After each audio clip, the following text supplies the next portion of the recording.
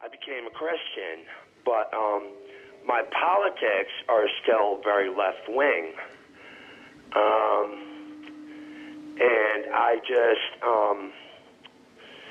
there's been, I've been watching some of the discussions and so forth, and I just, the issue of abortion, I know it's very, volatile issue and everything. Mm-hmm. Why don't we, Chris? Yeah. Why don't we handle the question of religion and the individual right of a woman to choose to reproduce in the poem? Why don't we do that? Thank you so much for calling, and have a great day. All right, talk to you too. soon. Okay. Great. Thanks, Chris. Chris is reading the poem as a person who has religion in his bones. Ruth Lechlitner had no such conflict, in my opinion. She's not religious. And also specifically, Chris is probably referring to Southern Protestantism, from what I heard his story. This is about the Catholic Church.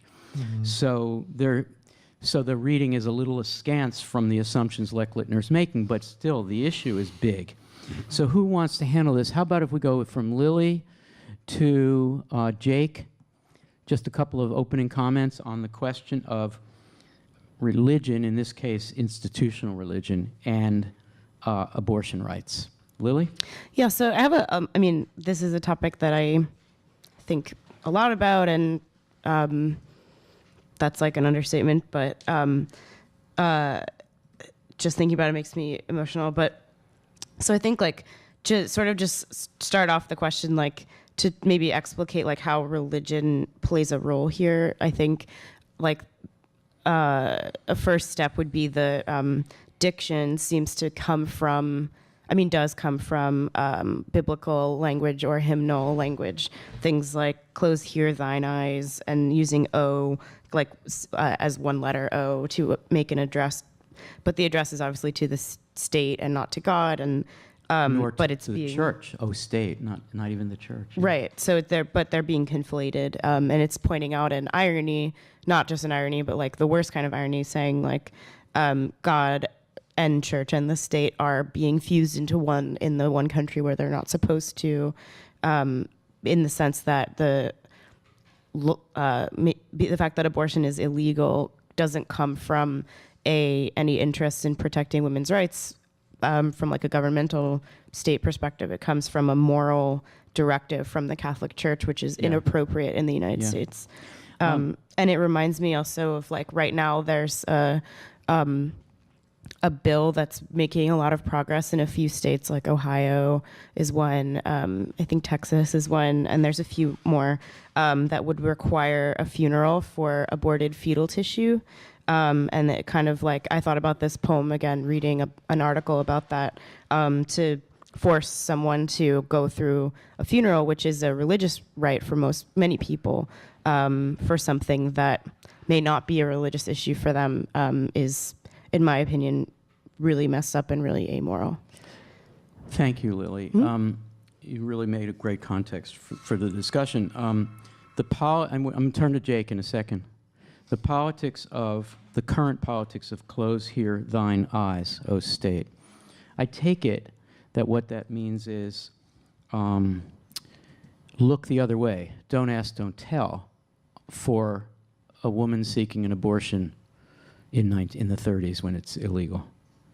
That's very, very specific politics. Don't look. Don't look. Well, it's sort of ironic, right? Because she gives us an extremely graphic portrayal. Hugely ironic. Right, later. So it's the politics may not be of close here. She's actually saying, look at what is going on, and you're not acknowledging it or making it safe. As in the McKay poem, which is also a traditional stanza form and a traditional choice, it's saying there are two kinds of addressees here. There's the state that will not see and will not look and has to turn away because women are forced to do this. And then there's the reader who has to look because you're going to read the description. So it's right from the start, it's very nuanced about the politics of reproductive rights in that time in an hour. It's completely irrelevant. I want to go to Jake, and then it looks like Gabe has something to say as well. Jake, what are your thoughts about, remember Chris is asking about religion. Yeah, well, I want to answer this question with the question, who is she talking to here? Is she addressing folks who may be going to Catholic Church, and so she is using their language to get through, or is she really talking to her communist peers and kind of maybe recreating that familiar discourse for her colleagues? So that's a question I'm wondering about. Yeah, it's great. And can you explain, because there are three things operating, states, situations. There's the state, there's the church, and there's the clinic. And here, our word, T's word, here is in the first line. It's crucial, close here. It's not just a word to fill out the meter, although it does that. Close here, thine eyes. It functions adverbially, and you can drop here anywhere in a line. You really can. Right, so the here of the poem. The here of the poem, which is what Lily's point was about seeing, one of her points. And then there's the here of the clinic that the state cannot see and shouldn't see because they're turning away, right, and allowing unhealthily, to say the least, allowing clinics unregulated to go on. That's the politics of reproductive rights as it gets into the 70s. That's what the conservative justices were able to do in Roe v. Wade, which is to say, just like legalizing marijuana, we don't have to like marijuana to say that if we regulate this industry, people are going to be safer, and the job of the Supreme Court is to protect individuals' rights. So, the politics are so astute. Gabe, did you want to say something about this? Then we should move on, even though this is such like a fabulous. Eric, I'm going to just move on to the next call after Gabe. Yeah, I wanted to just reflecting on what Lily was saying about how seemingly like state and church are fusing in some ways here. I think that the view of religion in this poem is not of religion as a set of beliefs practiced by an individual, but as a set of actors who influence individuals towards some sort of goal or whatever. So I think we might call it like organized religion is like a sort of nickname for this. Institutional. Yeah, the focus is priest, words of priest, and she sort of adopts like a scripture canonistic language to address the state. Those are the ways in which religion comes into this. Mm-hmm. So it seems to me that she's more focused on religion as influencers, thinkers, and controllers over individuals who might not have control in this situation. Yes. So the people at the abortionist office would be the people in question. Yes. So I think that distinction can help somebody who feels uncomfortable with the way religion is being portrayed here, because I don't think that it necessarily has to reflect on a person's personal faith. Right. Though it could reflect only on the ways in which thought is being instilled throughout a religious organization. So right, and so important as a response to Chris, because I think Chris is saying, yes, I know the poem is really talking about institutional religion, but I can't help as a person who has a religious background to struggle with what the church could be done. That's why he was referring to Jesus' teachings, which would, well, I'm not an expert on that, so I don't want to get into it, but I'll just have an ellipsis there. But Davey, this poem delivers a lot of nuanced political information about a woman's right to choose. It's written in the 30s. That parenthesis tells us, just amazing how this poem delivers information. Better to let the unborn die than starve while others feast. I think everybody who's really lived with this poem knows the political point that's being made there, but I wonder if it'd be worth just spelling it out for people who may not be up on the U.S. conversation about reproductive rights.